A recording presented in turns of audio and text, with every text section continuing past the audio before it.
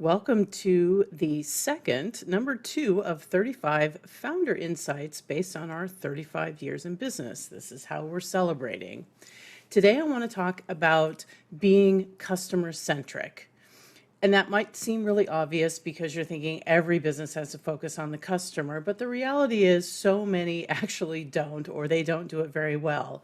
They're not really focused in the right place. As an agency business, Sherry and I were actually very fortunate because we actually started as an account creative team at the agency we worked with for before we started our own agency when we were in our 20s. So we are fortunate because it came natural to us and we just carried that over into the founding of our own agency.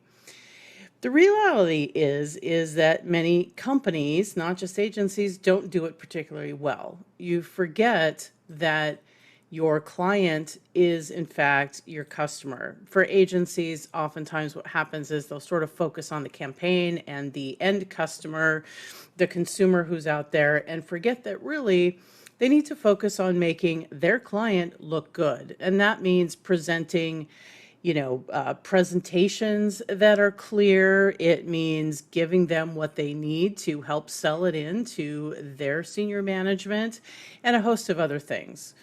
For us, we became known in our early years for being reliable and being super fast. And with the clients that we had at the time, that was very, very helpful.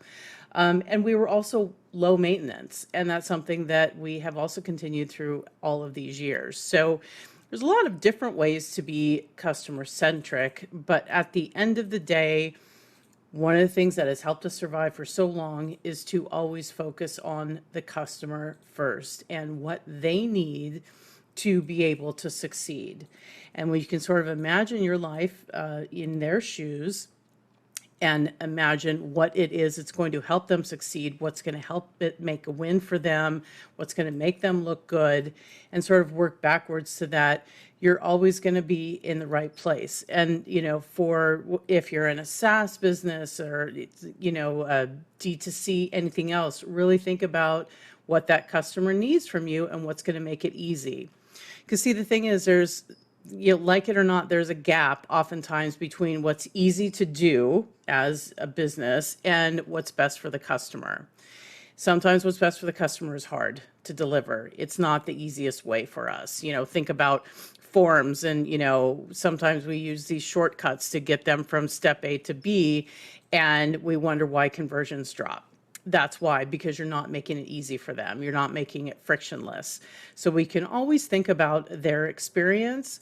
You're going to ultimately do well and thrive and survive. And that's our tip for today, number 2 of 35. Thanks for dropping in, and we will talk to you soon.